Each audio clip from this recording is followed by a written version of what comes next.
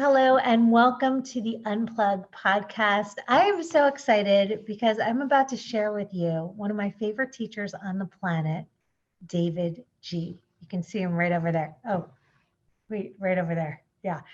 Um, thank you. Davidji is someone who I discovered after reading his books and was so inspired. And one of the teachers came to Unplug when we first opened, and she said, I know that guy. He was the one who trained me. Would you like to meet him? And I said, absolutely. And from the second that I've met him, it's just been next level ever since. We've launched the Unplugged Meditation Teacher Training Program. I've taken that 7 times with him. We have just done so many different classes together, and he's just a legend. And so for this podcast, I really wanted to share with you, who is Davidji? He's the person I know for myself that I'm quoting every single day, at least 10 times a day. And I really thought it would be interesting to have him share his story. So welcome to the podcast, Davidji. Thank you, Susie. It's an honor to be here, and I love hanging out with you. So hopefully, I'll share some things that will add value to our listeners and our viewers. I think our listeners will really like to know, because hopefully the people who are watching this already know you and are your biggest fans next to me. I think I'm definitely in the top 5. There are some competitors that I have out there. I've seen them. They make me a little jealous sometimes. But I think what I would like to really know is, who is Davidji? Who were you before you discovered meditation, and who are you after? Where are you from? I'd like to hear the story of you. Pretty intense. It's a fairly comprehensive question. Yeah. Well, I'll give you the more thumbnailed version, so I don't bore you with my memoir. That could never bore me, and this is what I want to hear. FYI. So who am I? Well, I'm someone who right now, and I believe we have various phases of purpose in our life.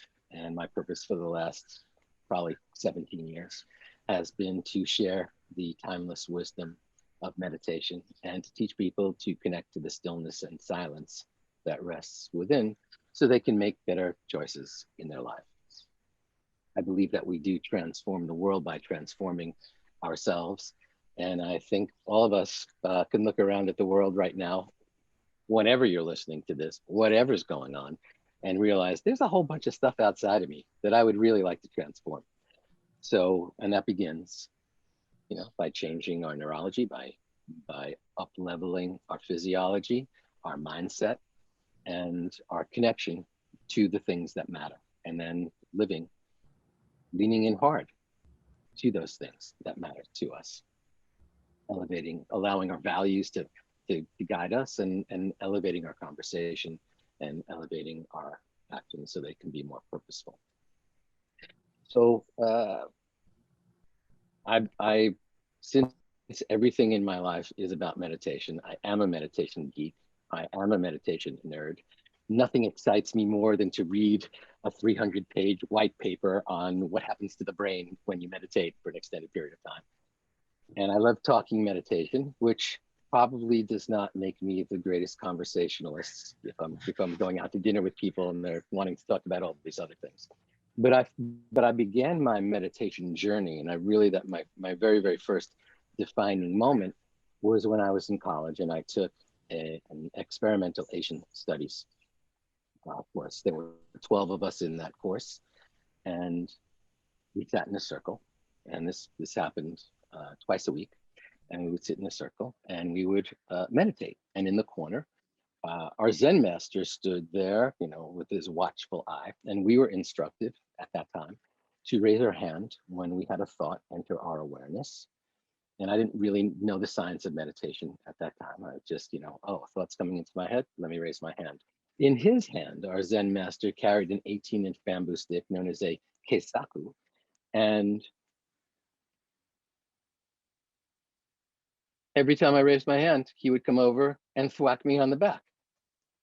And so I didn't really like that. I really enjoyed the bliss of the meditation. I enjoyed how it made me calmer and happier. And when you're in school, when you're in college, you need as much calm as possible to help you. And this was my journey, but I didn't like the thwacking on the back. So I left that and I dropped that course. After just 2 months, I dropped it. And but I had been bitten by the meditation bug. And so I began a journey of trying. Right after that, I tried candle gazing. So I did that probably for about 6 months. And then I got involved in Tantra, and I probably did that for maybe a year. And then I got involved in mindfulness and explored that and Vipassana, and probably did that for about 6 years or so. And then I discovered transcendental meditation. So I did that for a bunch of years. And then I got into more present moment teachings, such as chocolate tasting meditation and all these other beautiful ways for us to connect to stillness and silence. And then when I left school, as I got more deeply involved in the corporate world, and I worked in the world of finance for a whole bunch of years in a lot of different roles there. But I realized that as I got more deeply involved in the corporate world, I relied less on my meditation. In fact, I let it slip away totally. And there was that one day when I realized, oh, I'm taking a 5:30 in the morning train into the World Trade Center. And that used to be the time when I meditated, and I'm not. And at night, when I would normally meditate, instead, I was pouring myself a glass of scotch and I was not meditating. And so suddenly I realized, oh, meditation has really gone from my life. What I also realized was balance was gone. But I didn't really think about if there were tools to help keep me in balance. So my journey just kept getting more and more out of balance. The work that I was doing became less and less purposeful. My relationships were relatively strained on all levels, my core relationships and my relationships with others. I distinctly was not the best version of myself outside of my work. And even in my work, I didn't really love who I was. And so a feeling of emptiness sort of started inside of me. I really started feeling hollow and intentionless. I was just like waking up, doing the thing, coming home, passing out. And that's what I did that for a bunch of years. And I worked on the 82nd floor of Tower 2 in New York City of the World Trade Center. And about 3 months before 9/11, I was coaxed, bribed would be a better word. My partner and I, we were bribed out of our business to become servants of someone who I really learned to not like very much. And we were helping. I was a mergers. Our company was mergers and acquisitions advisors, and so this company was buying companies on a weekly basis. And they said, well, why don't we have an in-house version of rather than hiring consultants? So we sold our souls to the devil, and left the World Trade Center and began this work for this other company. And which is a real, just on that concept, the person who I viewed as the devil was the person who coaxed me out of the World Trade Center. So saved my life. There's this whole, I have a whole issue regarding, survivor's remorse and why am I here and all those things. But in the wake of 9/11, as I was walking through Lower Manhattan, past a row of cardboard boxes that people were living in, I walked past this particular box and a hand reached out, grabbed my pant leg. This guy pulled me in, and we were like maybe a couple of inches away from each other. I still remember so clearly his blue crystalline eyes. And he said to me, what's going to be on your tombstone? And it's a fairly reflective moment when someone shakes you out of whatever. I refer to these moments as butterfly moments, where suddenly everything stops. And I've had a whole bunch of them since then, but everything stopped. The traffic of New York stopped. The people on the street just vanished into the background. And in that moment, there was only me and him. And we had a conversation. I don't even remember our mouths moving at that point, but we hung out probably for a couple of minutes, which seemed like hours. And then he let go of my pant leg. I continued to walk. Suddenly my knees got wobbly. I was hyperventilating. Tears were streaming down my eyes. And I staggered over to the steps of an apartment building about 50 feet away and just sat there. And just like, what just happened? What was that? So I went home that night, told my wife what happened. And she said, you need to quit your job. You need to definitely leave that world. And there's this guy, Deepak Chopra. I'd never heard of Deepak Chopra, but he's doing a retreat in Oxford, England, meditation retreat. And this will allow you to maybe reconnect to the things that mattered to you at one point in your life. And I'm fairly obedient, so I left that job, headed off to Oxford, England. There were supposed to be 3,000 people at this event. And because no one was flying in the wake of 9/11, there were 55 of us, I think, and only 5 people from the United States. And over the course of, and all we did was meditate. And over the course of 1, 2, 3, probably on the 3rd day, I suddenly, there was just like this weight that just lifted off of me. It was like my heart had been this white linen cloth that had been submerged in black India ink for so long. But each day that I was meditating, it was like I was draping that cloth through a rushing stream, and it was getting cleaner and lighter and clearer. And on day 3, I felt joy, which I had not felt, I don't know, maybe in 20 years. And I thought, wow, it was like a whole rediscovering of emotion and who I was. And at the end of that retreat, I was like, I need to find out the real secrets of meditation. So of course I headed off to India right after that, and went on my eat, pray, love journey without the eating and the love.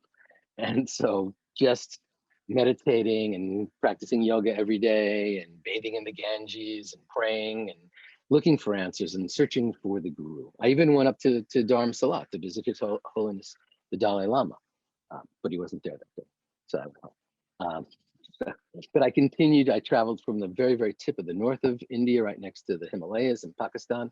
And I traveled all the way down into the south. And probably 5.5 months into my journey, because I had a 6-month visa, I was laying in a hammock in a cashew forest in Kerala in South India. And I was reading the Bhagavad Gita, that's one of my favorite books. And I had read, this passage maybe 100 times. It's chapter 2, verse 48, where Arjuna, the greatest warrior of all time, who's so conflicted and so at a crossroads in life, is having a conversation with God. And he says, like, how am I supposed to live my life? How am I supposed to walk through the world? And Krishna, God, replies to him, Yogastha Kuru Karmani, which means Yogastha, establish yourself in the present moment, Kuru Karmani, then perform action. And that hit me like a lightning bolt. Suddenly it was like, oh, that's it, the answer to everything. And so I raced home. Of course, racing home when you're in southern India means like waiting at a bus stop for 8 hours and then taking a 40-hour bus ride up to Mumbai and then waiting in the airport for 22 hours and then flying home for a whole nother bunch. But once I got home, I was in heaven. I just sat there and meditated. I would wake up and meditate. I would meditate all day long. I would meditate at the end of the day, and I would just be going to yoga classes and meditating. Yoga, meditation, yoga, meditation. And a friend of mine who knew me from my past life, which was 18 hours a day, 7 days a week for a whole bunch of years, said to me, hey, I guess this was like a little bit of an intervention. He said, you sit around and meditate all day long. And is that really what you want to be doing in your life? Is that what your entire life has become? And I was like, yeah, love it. It's great. And he said, well, you love meditation so much. Why don't you learn to teach other people to meditate? I was like, teach other people? I'm from New York. I don't care about anyone else's meditation. This is all about me. And so he said, well, if you really want to learn something, you want to become the master of meditation, then you really need to learn the mechanics, the science, the background, or what it is. And I said, okay, I can, as long as we're not being altruistic here, I could definitely understand that. So let me dive into it. And he said, come on, your boy Deepak, he's got a center in California. You should go out there out there. And so I called them up. Again, I'm very obedient when my friends tell me things to do. And I called up and I said, listen, I just, spent a week, well, not just, but I've already like logged in a 7-day retreat. What are the requirements? And they said, oh, you just have to come to this workshop. And so I did it. I went out to that workshop.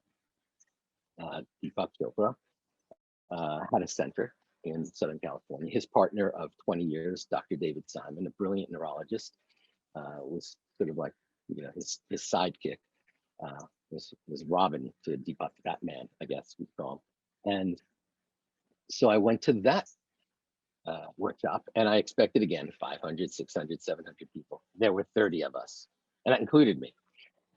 And so at a certain point, Deepak came over to me and he said, so what do you do? I said, well, I haven't really been doing a lot other than meditating, but in a previous life, I turned around companies. As companies were struggling, I could help them get back on their feet and then help them to thrive. And he was like, oh, well, would you like to become the COO of the Chopra Center? And I was like, done. We didn't talk about payment. We didn't talk about what that looked like. But I said, okay, so here's how it'll work. I'm going to go back to New York and I'm going to give you a list of things that you need to do.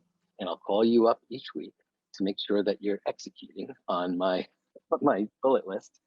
And we'll take it from there. And he said, no, you really need to live here. You need to sort of like breathe the air. And I would really like you to be like on site. Okay, done. And so I never went back to New York. I started the day the workshop ended. That was July 14th, Bastille Day. That's Liberation Day. It was a whole new wave of my life, and got certified, began teaching meditation. I was horrified at first. Once I got certified, Deepak said, okay, so tomorrow we have our first group coming in and they're all going to learn meditation. I would like you to teach the meditation class. And I was like, I'm really busy. I'm doing the COO stuff. Okay, how about like Tuesday or Wednesday? He said, no, they need to learn meditation as the very, very first thing. And I came up with like all these excuses why I couldn't do it because I was so scared. It was, I'd never really taught a group of people. And so I trusted in that moment, did that first time. I'm sure it was probably horrible. And I taught 20 people in my very first class how to meditate, and taught them their mantras and taught the class on experiences during meditation, and hung out with these people for a week, finding out, so how's your practice? What works? What doesn't? Where are your impediments? What are the things that seem to distract you during the meditation? Where does your mind go? Like all these types of things. Anyway, so I did that every single day. At a certain point, ultimately for 10 years. But at a certain point, they asked me to become the lead educator because that's all I was doing. So I was like, all right, I can be the lead educator. So wherever Deepak or David Simon taught, I was the person who taught meditation there as well. And my crowds grew from 20 people to 50 to 500 because I was also doing this other COO work to raise the vibration of the center and to make it profitable and get back on its feet again as well. I hired different departments and I hired groups of people. And at a certain point, Deepak and David Simon appointed me to be the dean of Chopra Center University. So that was like sort of like a wild trajectory, coming from like a scared meditator, but consistent, to essentially running the Chopra Center and then ultimately running the academic and the institution that was certifying people. Over that period of time, I got the chance to teach, again, meditation every single day, certify over 2,000 people in meditation. I got certified in yoga. I got certified to teach Ayurveda. And then David Simon, brilliant neurologist, dedicated to helping people heal, is ultimately diagnosed with a terminal brain tumor. It's like the cosmic joke that he and I used to joke about. But during those 10 years, I really got to, our offices were all together. Deepak, David, and my office were right next to each other. And so anytime there was an opening, David Simon would say, hey, you want to come in and talk about the Bhagavad Gita? Hey, you want to talk about Sufism? Hey, let's do this Buddhist meditation. Let's talk about the 8 limbs of yoga. Let's do this. So on a daily basis, I was being schooled by Deepak Chopra and David Simon in every single thing that they were exploring. And so I sort of got this beautiful apprenticeship that was not their design, but I should back up a little bit. At the 6-month mark, I came to them and I said, listen, this free thing, it's getting pretty old. You know I love the Chopra Center. I love all the work that we're doing.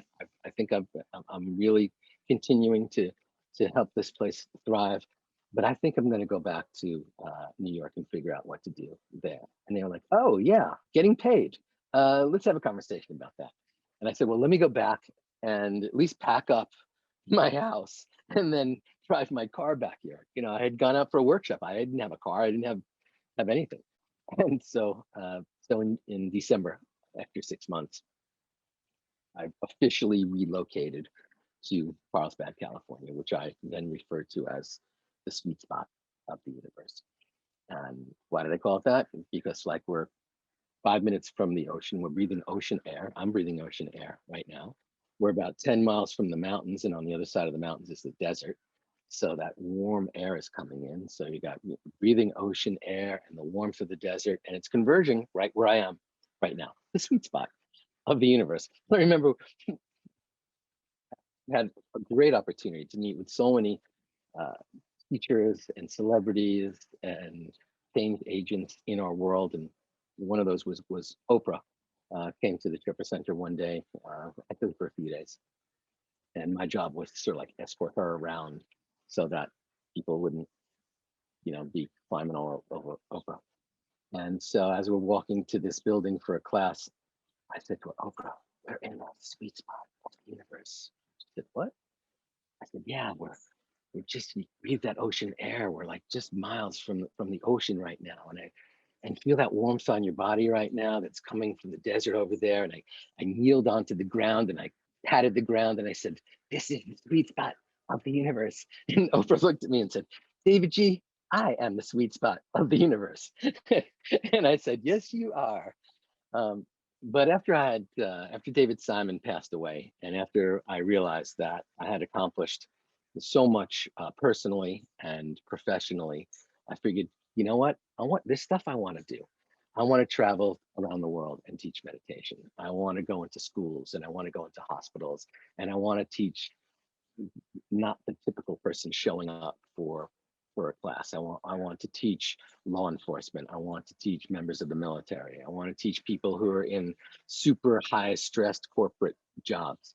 And I wanted to expand really all the teachings that had come into me. So that was 2012, July 14th, again, Bastille Day, 2012 was my official last formal day as the Dean of Chopra Center University. And first thing I did was open up, announce a course, rented a house on the beach. And I thought, oh, I've been living in this world of all these people, I'll just announce it and thousands of people will come. And there were 14 of us at that first event. And of course, I lost money on that. They didn't make up for what I was renting the house for. And the bug was there, that spark inside of me that just wanted to teach meditation. And I go back to that moment where I said to my friends, I don't care about anyone else's meditation. But once I realized the psychological benefits, the neurological benefits, the emotional benefits, the physical benefits, the spiritual benefits, and these are all evidence-based now. When I started this journey, nobody was doing research on this. And now we see so many academic institutions and medical centers are doing all this research on meditation, proving that it actually has these powerful benefits to us. And once I had that spark, that was it. That's all I want to do. I just want to talk about it, help other people. Everybody's suffering. Everybody's struggling. Everybody's resisting something outside of them right now, whether it's people in their lives or whether it's a belief system or whether it's politics or whether it's global pandemic, whatever it is. And I know that these teachings can really help people. slow themselves down, be a little more reflective instead of reflexive, be the calm amidst the chaos, make better choices, sleep better at night, uh, have better relationships with the people who are in their lives. And I think we can also use these techniques to help us be a more mindful performer and raise our vibration and do our jobs better and actualize our dreams and desires. And so that brings us to here where we are right now. Here I am sitting in my backyard. And for the last year, this is really where I've been doing most of my teaching online in a virtual space. About 9 months before COVID, I began doing that process. So suddenly it seems very normal. Someone said to me, yeah, the rest of the world has caught up to you. And so that's I'm very comfortable here, but there's nothing like sitting in a room, especially at Unplugged. You know, you were so gracious to me, Susie, to let me, you've helped me launch my books at Unplugged, and you've invited me to teach there as well. And there's nothing more special than me walking into that room at Unplugged, which quite honestly, there's a certain sacredness to it because you're the one who started it all. You created the first drop-in meditation studio on the planet. And so you are the divine priestess of all these teachings. And that's why I love the app, because it's really an extension. The Unplugged Meditation app is an extension of your very, very first seed that went into creating this place. But there's just nothing like that feeling of walking into a room and there's 100 people and the room's a little dark and there's like a purple light or a light blue light or something along those lines, and everything is so clean, so perfectly less is more type of vibe. And then sitting on the stage at Unplugged in Santa Monica and teaching a class of 100 people, guiding them into that stillness and silence. That's what it's clearly one of the highlights of my life. And I think I've gotten to do it about 10 times. And those are like 10 highlights of my life. I would say more than that. I want to go back to when you kind of branched out on your own, because you just kind of skipped over that whole thing. There were a couple of things that you did when you were at the Chopra Center, which is the 21-day meditation series, which is, you were doing that for a really long time before it was even a thing. Didn't you launch that over there? I did. I am the official creator of the 21-day meditation challenge, and I know there are hundreds of them now throughout the world. Maybe they're sparking up. I know, right? Unplugged does it as well. Yeah, I did the first one just as sort of like on a lark. I had bought a new microphone, and I figured, well, let me try this microphone. So I led a guided meditation, and I was like, oh, I love that process. So I started putting them out because at the time, when I started running the Chopra Center, we didn't really have any employees. So I was the chief marketing officer and the entire marketing department. I was the head of sales and I was the head of operations. So like all these different components of my life. But I figured, well, let me record one of these. So ultimately, I think I recorded about 15 of these and then said, let me do this for 21 days. We all know Stephen Covey. He's probably the most famous person who popularized the concept that it takes 21 days to create a habit. David Simon, of course, said, no, it's 40. I was like, okay, well, 21's the halfway point at least. And so I did the first one, announced it. It was just me sitting in the dark channeling. I don't use scripts with anything that I've ever recorded. And actually, I learned that from Deepak and David, because there were times when we were traveling around the world for an event and they'd say, could you come in and do like a little dress rehearsal? And Deepak and David Simon were like, we don't do that. We've got it. We just show up and do the thing. And so when they would ask me, well, for your meditation class, do you want to do a dress rehearsal? I was like, no, we don't do that. We just show up and do it. So that's sort of like got embedded in me for a solid 10 years. So, and same thing with my meditations. I didn't really want to like write them out or craft them or read them. Just wanted to close my eyes and channel channel them. So I did the first one, and I think 5,000 people showed up for that. And I was like, yes, 5,000 people showing up to my 21-day meditation. About 6 months later, I did it again, and we had 25,000 people. The next one, 50,000 people. The next one, 100,000 people. And I was like, damn, I think I'm actually transforming the world right here. And Deepak came up to me about a week later. And he said, what's this thing that you're doing, this 21-day meditation thing?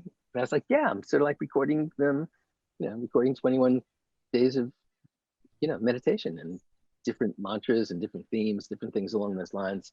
And he's like, I would like to do that. And I was like, you're the man. So we can do that together. And he was like, I would like day 8, 11, 14, 17, and 21. Like, done. And then David Simon said, wait, I heard about this 21-day thing. I would like days, 2, 5, 9, 13, and 18. I was like, done.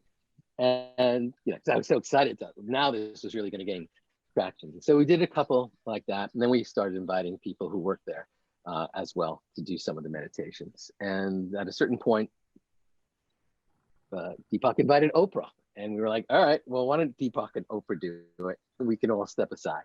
But now it's gained popularity in yoga communities and meditation communities, and everyone's doing that version because people like you to stay with them. It's one thing to like show up and listen or watch a meditation, but there's some power in the concept of a process that you're going to like be journeying with someone for 21 days. And that's one of the beautiful things about the Unplugged 21-day meditation challenge is that each day, like, welcome back. Here we are again. We're going to take it deeper in another direction now. And you really get to experience so many different types of teachings. And they're 21 very, very different experiences. But in the end, you're like, well, I got this now. I think you can't do a 21-day meditation challenge and not fall in love with it. Yeah. So, I have to show you a new feature on the app afterwards. So I want to just talk to you really quickly about your podcast and your books, because you worked with Hay House and Louise Hay, and I want to hear a little bit about that. You've met the Dalai Lama. I want to hear about that. I think you even knew Wayne Dyer. Is that true? Yeah. Yeah, I would love to like hear about some of the legends that you met along the way, and what your take was on that. Yeah, well, one of the amazing things by having my office right next to Deepak, and Deepak was always so busy and traveling and doing interviews and doing so many things, and David Simon was seeing patients on a daily basis. He was the medical director as well. So when how do you want to refer to them? Famous people, actors, celebrities, people that many people know, because Deepak has been the spiritual advisor to so many people over the years. They didn't want them sitting in the hallway waiting to go into Deepak's office, so they would put everyone in my office. So, the most famous of the most famous have sat in my office with my dog Peaches, the Buddha princess, and sat there petting her and talking to me about life and doing all sorts of cooped out things. I remember maybe I was working at the center for 2 weeks, and I was working 7 days a week from 7 in the morning till about, I don't know, 10 o'clock at night. So my hours didn't change. I was doing that when I was in New York too, but suddenly it was so purposeful. Suddenly I was doing this work to really help people on such a consistent basis, and it was so rewarding. And so I'm sitting in my office, I don't know, maybe it's like 7:15 in the morning, and it's only me in the entire center. And this is when the center was on the grounds of La Costa Resort and Spa. So there's a knocking on the door. And I'm like, who could be knocking on the door here? And Chopra Center also has always been a spa. So, all the massage therapists were there waiting for their spa clients of the day. But that was sort of like in a separate wing.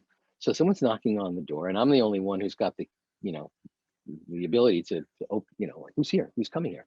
And so I open the door, and this couple says, hi, we have massages scheduled for like 8 o'clock. We came a little early because we drove down from LA, and so maybe we could hang out here for a little bit. And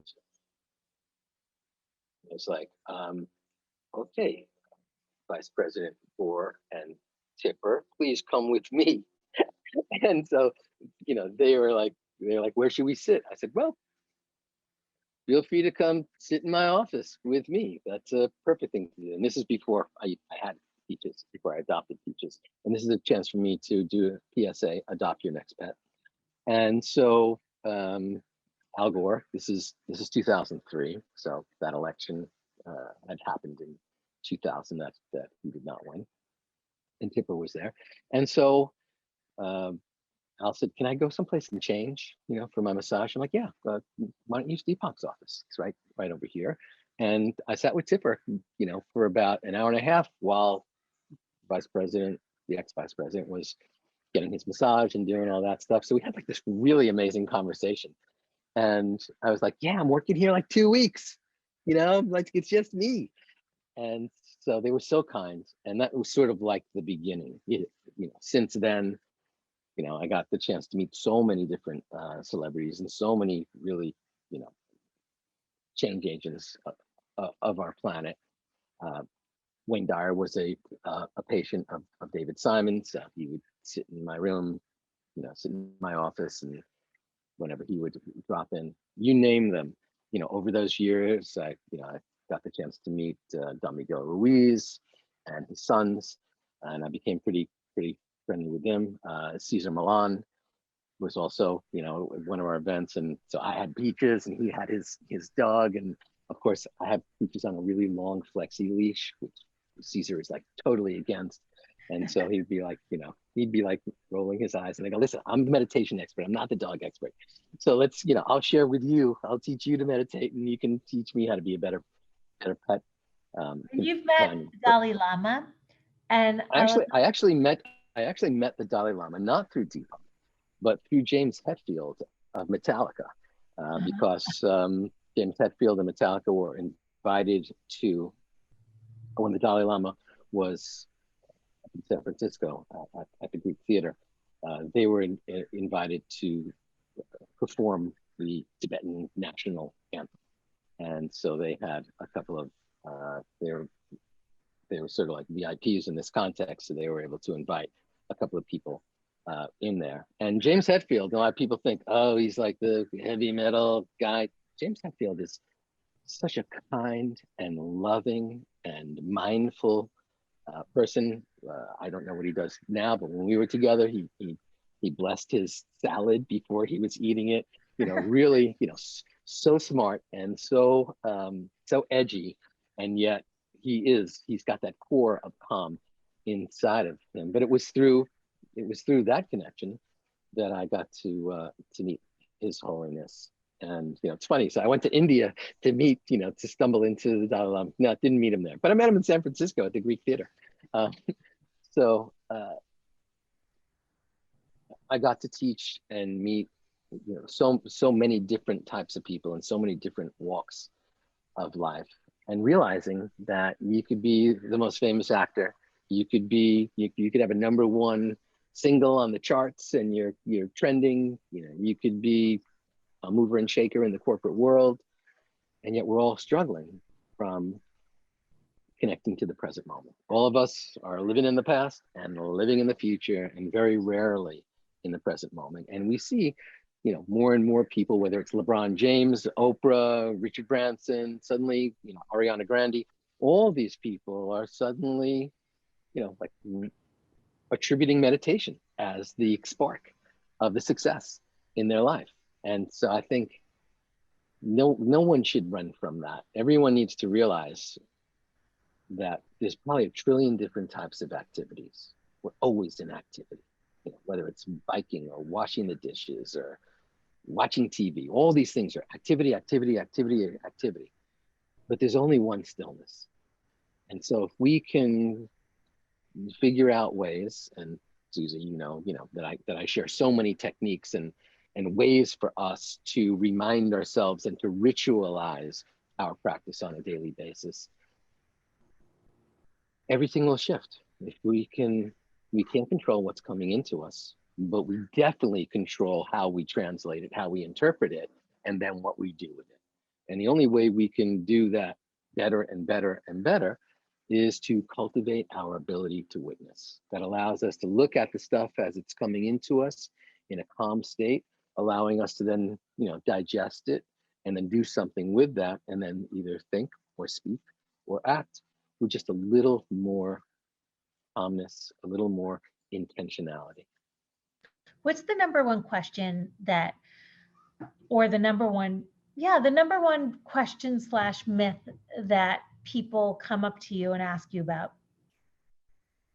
Well, the number one question I get is, how's Peaches the Buddha princess? So that's, that's sort of like puts me in my place. Someone's coming up to me and they go like, oh, Davidji, this happens in the supermarket, this happens in restaurants or in airports. They're like, Davidji. I'm like, yes. They go, what's Peaches doing right now? I'm like, really? That's our conversation. So that's question number one. But, as a meditation teacher, the most common thing, I'll teach someone to meditate and they'll email me or come back to me if we're in person, and they'll say, I'm doing it. I'm doing the thing. I'm showing up. I'm meditating, or I'm rise P meditating. I've ritualized it, but I still have thoughts. I don't understand it. And I've always stressed, we have 60,000 to 80,000 thoughts a day. That's a lot of thoughts. That's a thought every 1.2 seconds. They're coming. So we're not supposed to stop them, but what we do is slow them down just a little bit. We can go back 2,000 years to Patanjali, the great sage of yoga, who said, yoga chitta vritti nirodha, oneness is the progressive quieting of the fluctuations of the mind. So that's all we're doing. So when someone says to me, I have thoughts, I'm like, bravo, you're alive. No thoughts, flatlining. Thoughts, you're in good shape. And so what we do as we cultivate our ability to witness, as we show up every day and get consistent with our practice, and I do want to stress, it's about consistency versus duration. You want to know that you're showing up every day, even if it's just a few minutes here or there, that we're honoring our practice on a daily basis. It's not a question of, well, I did it on Monday for an hour and a half. Does that count for the week? No, that was Monday. And I think that, no differently than if you're taking blood pressure medication, you can't take it on Monday and go, I'm good now, good to go. So, thoughts. Secondly, I don't have the time. You don't know how busy I am. And my response is typically, really? The list of people I know who are so much busier than you are, and they're meditating. So how, they're like, I have kids, I've got a job, I've got a crazy boss, I've got a partner who's driving me nuts, I've got to shuttle people here and there, and I've got to do that.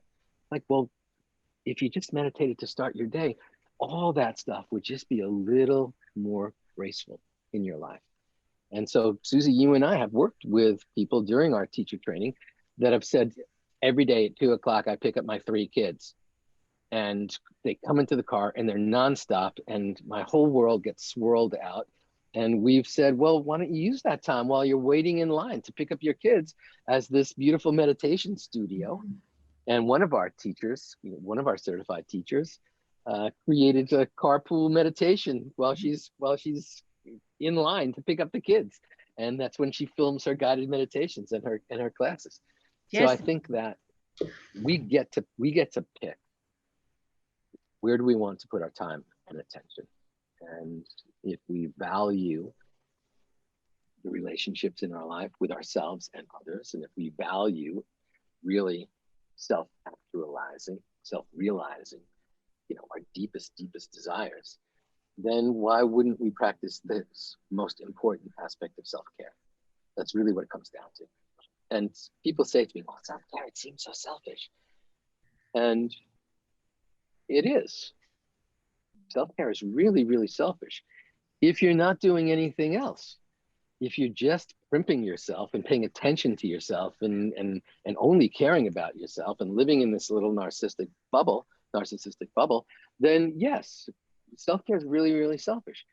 But that's only a certain group of people. The vast majority of us are taking care of families and working a job and trying to be a better person and doing all this other stuff.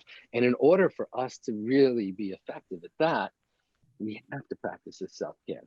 So I'm not the expert on getting mani-pedis. I'm not the expert on, you should go get a massage or do this. But I know that wherever we are, we can just stop and breathe. We can do that. And so in this era of COVID, we can ask ourselves, are we going to hold our breath for another 6 months, or are we going to learn to breathe? And this is where we get that opportunity to say, well, let me just cultivate a small practice, just a little practice that I can do on a daily basis, which will give self-nourishment, self-compassion, self-forgiveness, self-kindness, self-love, and then I'll be a better help to everybody else who is freaking out from, what's going on in the world right now. If you could go back in time and tell yourself when you were just starting out some advice that you had to learn the hard way, but you could prevent yourself from having to learn the hard way, what would be the advice that you would give to the Davidji teacher who was just starting out? Oh, and make that short, because I have a very important question to ask you after that. Okay. Well, I think that I don't believe there are shortcuts. Sometimes we need to crawl through glass to get to the other side of the lesson. If we, because after we've learned and forgotten the lesson 10 times, usually, so 12 times a charm. So I think that if we had shortcuts, we'd never really learn anything. But when I first started teaching, I had in my mindset, what was the definition of a teacher? And so it was all about me. And it took me years to learn that teaching has nothing to do with the teacher. It has everything to do with the students in the class, or who's actually in the room with you, whether that's one person or 5,000 people. And so probably I would have appreciated that insight from my teachers to make it less about me, but I had to learn that the hard way. And so if someone had just whispered in my ear, this has nothing to do with you, just get out of the way, and then channel everything you know, and then share it with everyone, I probably would have saved 2 years of showing up and going, ta-da, here I am, the teacher who's come to save your life. And now I pay so much more attention to other people's breathing, and other people's, whether their eyes are open or closed, or whether someone's struggling with trauma, or whether someone's in pain, or whether, and I probably would have appreciated just a little heads up on that one in my first class, in my first, 700 classes. Love it. Okay. Davidji. Yeah. Where did that come from? How did that happen? How do people respond to you being Davidji with a lower D? And can we just talk about your name for a minute? Sure, because there is some drama about that, at times. Not from me, but other people have drama about it. So, my name is David. And when after about 2 months of working at the Chopra Center, there was my office, Deepak Chopra's office, and Dr. David Simon's office all together. And people would yell down the hall to me, and they'd say, "Hey, David." And Dr. David Simon and I would both peek our heads out, and they would say, "Not you, Dr. Simon, the other David." And that got really old for him, over, 10 times a day, every single day. And so I came into to work one morning, and Deepak and David were sitting in my office, and they were like, "Hi, this is sort of kind of an intervention." And I was like, "Am I not doing a good job? I thought I was doing really good. You want me to meditate longer? What's the thing?" And they said, "It's your name. We can't have two Davids who are at the end of the hall. We can't have two Davids in the center. Dr. David Simon is the only David. So we're going to rename you Davidji." And I said, "What does that mean? The letter G, in a 12-step program?" And they said, "No, J-I. It's a term of reverence in Hindi. It means beloved." And I was like, "Oh, well, that's beautiful, because my mother named me David because in the Bible, that means beloved. I'll be beloved, beloved." And they were like, don't get too carried away with yourself." So from that moment on, everyone called me Davidji. And the people who got really, really closest to me, just started calling me DG or G. But after I was living with that name for, I guess, about 3 or 4 months, it just felt weird that I would be like a capital D, beloved, beloved. You know, it like I felt it was like being a little arrogant, like I am the beloved who's come here. So I said, let me make, you know, it worked for E.E. Cummings. Let me be all, work for Bell Hooks. Let me make all lowercase, so that it's Davidji, one word.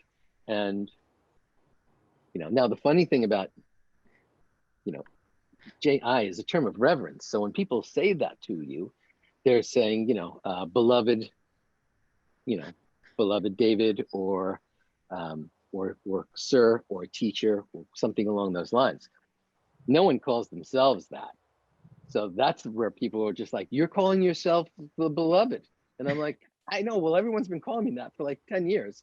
And so that was 17 years ago. So at this point, I've changed all my documents, everything that exists. It's really hard buying stuff when you only have one name, because buying stuff online, because they're like, what's your last name? So I use the word meditation as my last name, but my name is Davidji, you know, Davidji, one word. Like, you know, there's lots of people like Beyonce. I know she's Beyonce Knowles, you know, she has a last name, but Cher or Madonna. So I'm in that model. So when you ship stuff to you on Amazon, are you Davidji last name meditation? Well, I learned early on that you can use a period as a character. So in so many things, I'm Davidji, period.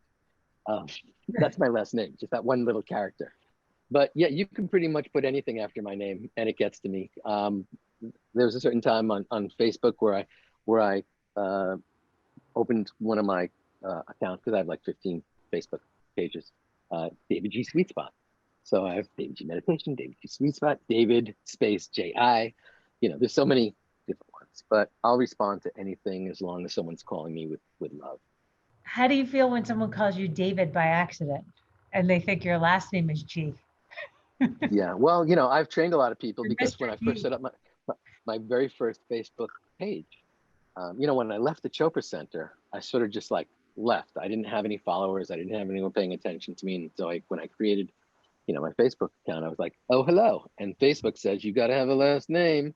So I was David and my last name was J.I. Now there's other people. There's like technologists and business people around the world who also are David, last name J.I. But whenever I'm on like Open Table or anything else and I show up at the restaurant, they're like, Mr. G, your table is ready. So I'm like, okay. So I've just learned to live with it. You know, when people call me David thinking that it's my name, you know, part of me is, you know, wants to say it's Davidji. And the other part of me is like, hey, you know what? My mother named me David. So she's been dead a very, very long time. Let me honor her. You know, it's okay. I'll take that. But she called me. And that's a good segue, because my next question was, how would your father describe you and what you do?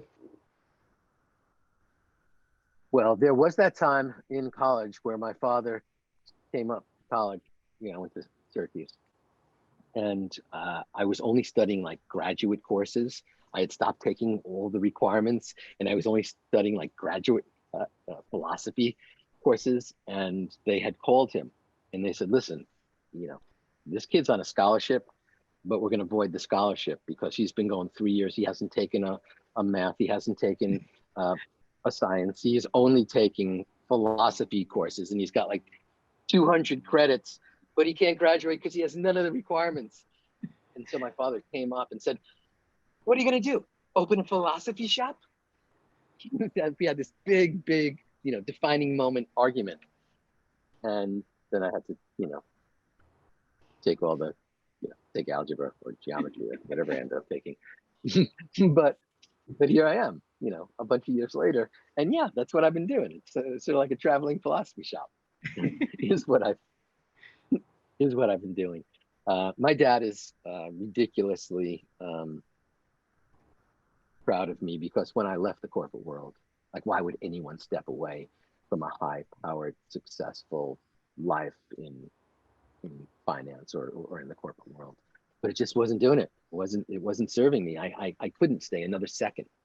And so he was an early supporter of mine. Everyone, all of my friends, all of my other relatives thought I'd gone crazy, that I just melted down. Like, no one does that. No one quits everything, heads off to India, and then comes home and sits on a cushion and meditates every day for a year. So that was somewhat insane. But I think I needed that. That was like the giant pattern interrupt that I needed, to put in. And I believe that anyone can make a decision, right down to your decision, Susie, to suddenly, you left that world and created the place of calm, the temple. I like to refer to Unplug in Santa Monica. It's the temple of meditation. Next question is, yeah. How would, okay, so we don't really ever talk about your wife, and I know it's because she wants to remain private, and I fully respect that. But I do want to ask one question.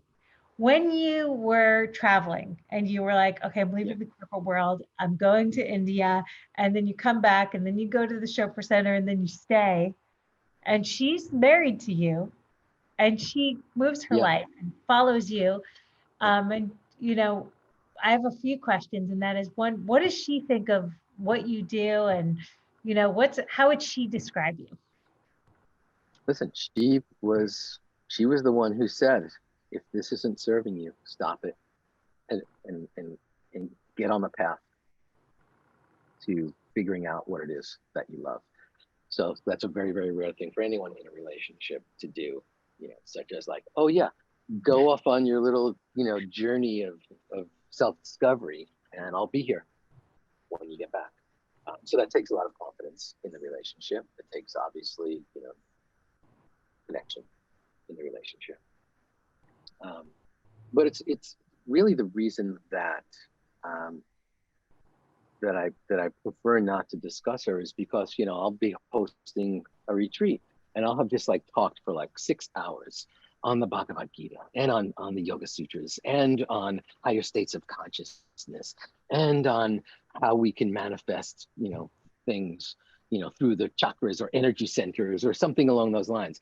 And like, after all this content, someone will come up to me and say like, what's your wife's name? And I'm like, really? That's your question? I just bared my soul to you in the deepest way. And you have a question that well, you're not listening for any of that time. You're only thinking about that thing. So, really the reason is that, I want to put the attention on, I'm just a vehicle. I am just a channel. I'm a conduit. And so that's how I receive energy. That's how I receive moments. That's the thing that allows me really to float through the world without taking on. I'm very, very empathic, and I'm very, very sensitive to other people's emotions and stories and situations. And, I'll see an elephant on TV and start crying because I know that elephant's life, or a polar bear or something along those lines.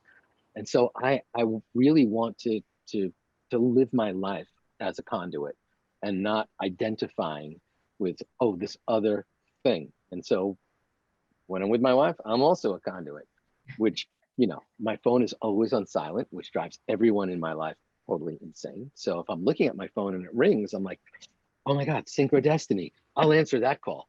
But, otherwise, I am floating in a state of perpetual stillness and silence. And that's really what I want to live.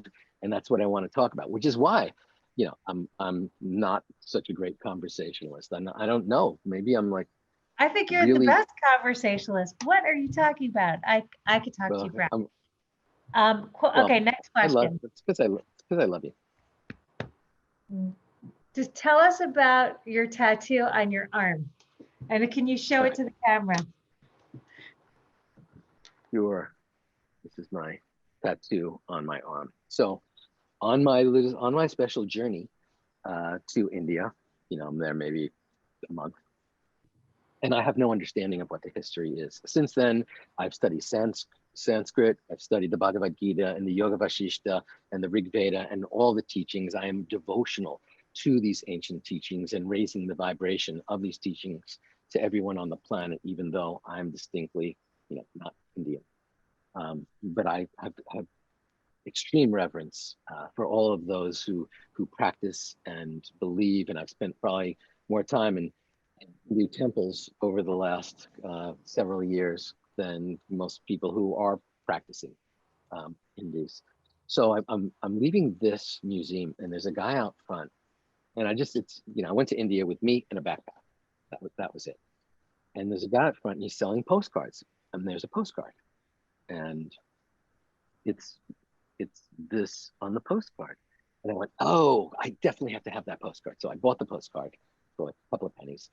And, every morning I would put the postcard up on my little altar. I'd light my incense and light the candles and first pray and then do a gratitude practice and then meditate and then do yoga. And I was so devotional in this practice, because, I was praying to Shiva.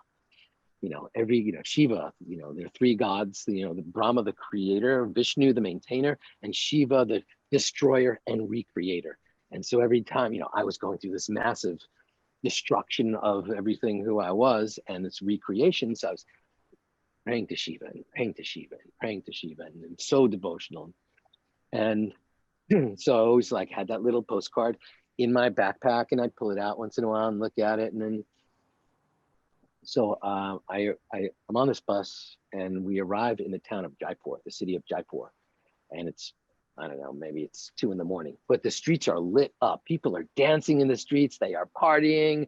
Everyone's happy. They're singing, they're eating, they're celebrating.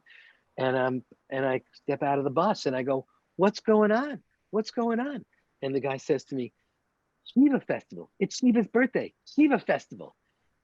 And I reach into my backpack and I pull out my postcard and I go, I too, I'm a devotee. And he takes the card. He goes, that's not Shiva, that's Rama.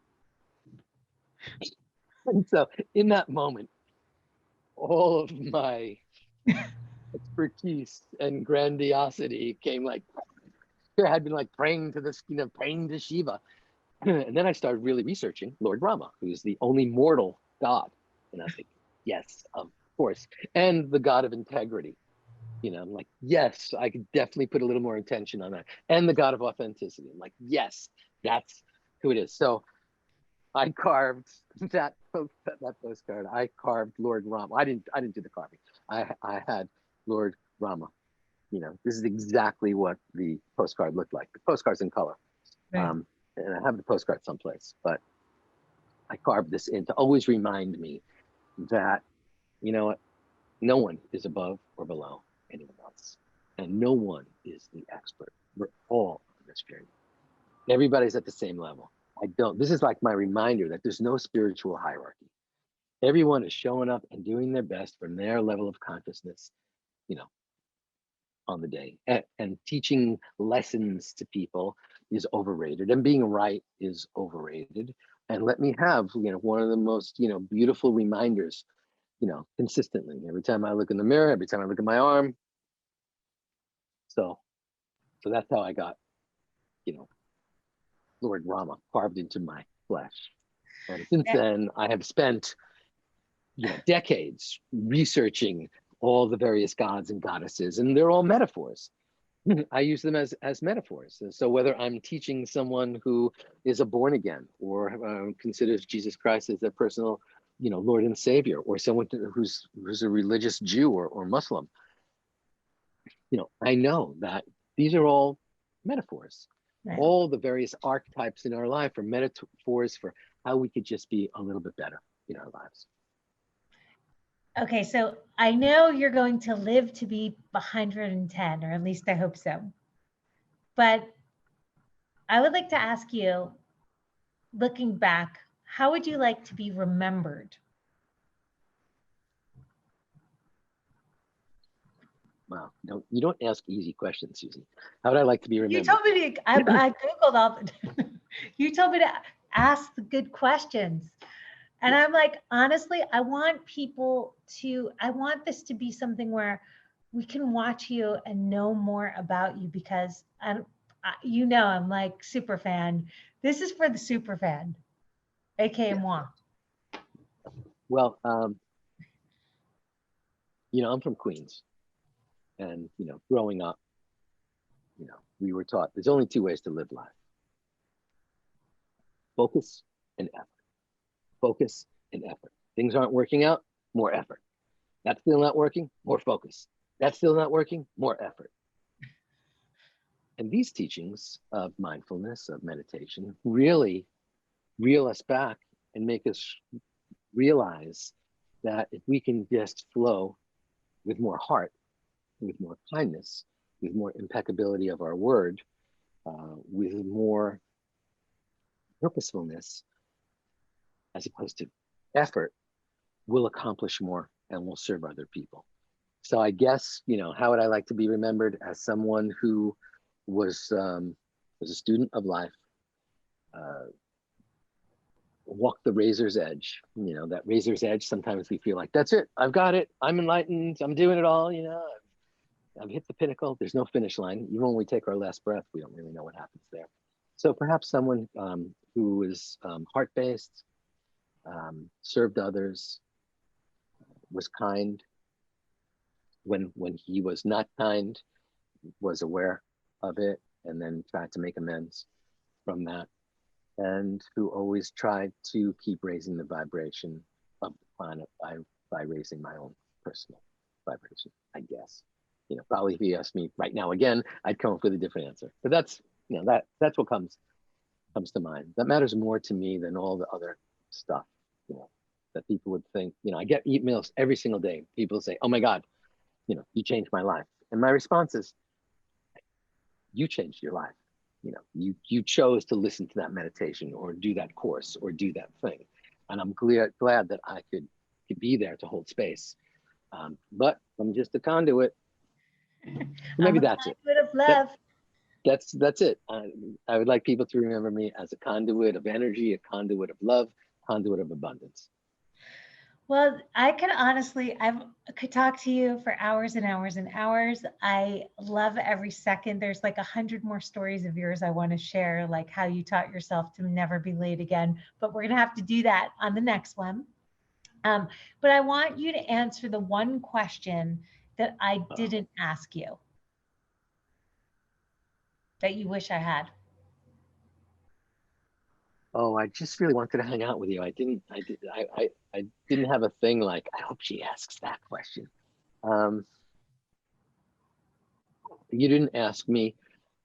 I am a professional TV watcher. I have every platform that exists, every single possible platform, from Netflix to Amazon to Hulu to Showtime to Cinemax to Peacock to, you name it, I've got them all. And I watch probably at a minimum 4 hours of television a day. That is my soothing time. That is my creativity time. I read, I practice yoga, I do meditation, I do all these other things. I'm teaching virtually every single day for hours on end.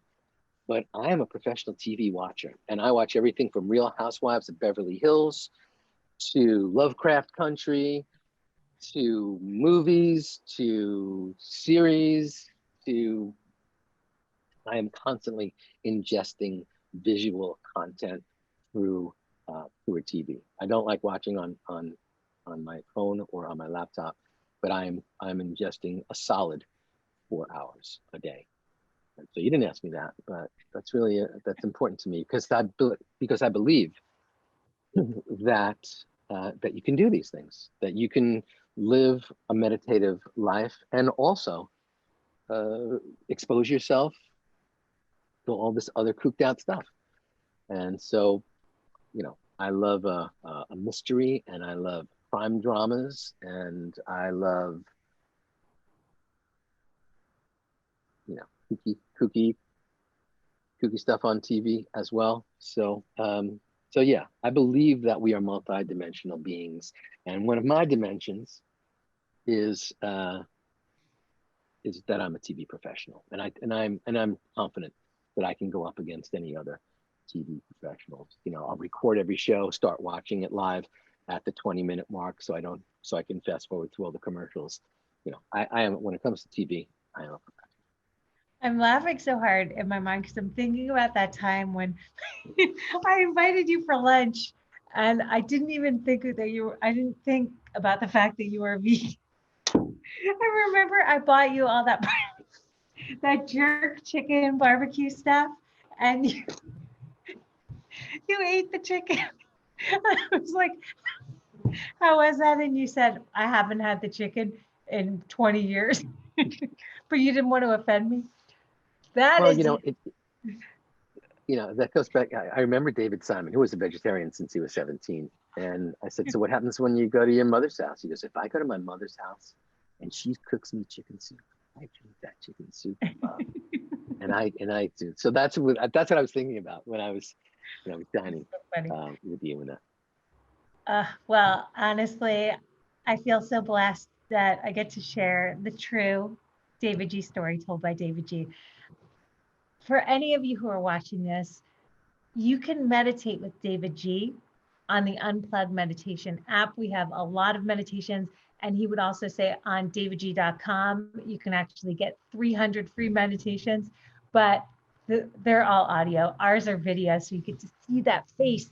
And I remember when Davidji said to me, this face was not meant for television, it was perfect for radio. And I said, no, that was meant for video and television. Anyway, so please feel free to check him out, subscribe to his newsletter. We also do a teacher training together where we will actually hang out for a week. And I'm on my 7th one that's happening right now. And hopefully there'll be many more. That is really one of the joys of my life, to be able to, because you have, created studios and created an app and you're a global presence and you understand the full on secular aspect of meditation. And, I'd been invited to be the director of so many different meditation schools and courses and stuff like that. And, after I left the Chopra Center, I was like, so I already went to Harvard and Yale and Berkeley, and Stanford of meditation. Where would I want to teach? And when you said, come to Unplug and we'll create this beautiful secular meditation. And I was like, that's so exciting to me. That's really where I want to go, because that's what I teach cops. That's what I teach people in the corporate world. That's what I teach members of the military. There's no Bhagavad Gita and oming and Sanskrit when I'm talking to them. There's no need to distract with that. Mm-hmm. There's enough real rich content in the secular world of meditation where you and I created what I think is really such a magnificent course for people to go through. So it's one of the highlights of my life, and it's one of the things that that just fills me up and challenges me. It's easy for me to go like, oh, you're talking about the Bhagavad Gita, or shall I chant some Sanskrit here, or let's explore that deity. And it's like, no, let's go deeper into the mechanics, deeper into the science, deeper into the essence of meditation. And Where so can thank people, you for giving me that opportunity. I love it. Where can people find you? I actually do all my social media, which everyone's telling me for years, don't do that, but I love the connection. So I am Davidji Meditation on Instagram. There's actually someone on Instagram who is Davidji. And if you go to Instagram and go to her page, I think her name is Jill, it says, I am not Davidji Meditation. That's her bio. I am not Davidji Meditation. So don't go there. Leave her alone. But Davidji Meditation on Facebook. I am facebook.com/flow of love. And otherwise, davidji.com. Perfect. All right. Thank you so much, and stay on while I end this. But thank you so much for watching. And to meditate with Davidji, again, check out the Unplugged meditation app. Thank you. Thank you, Susie.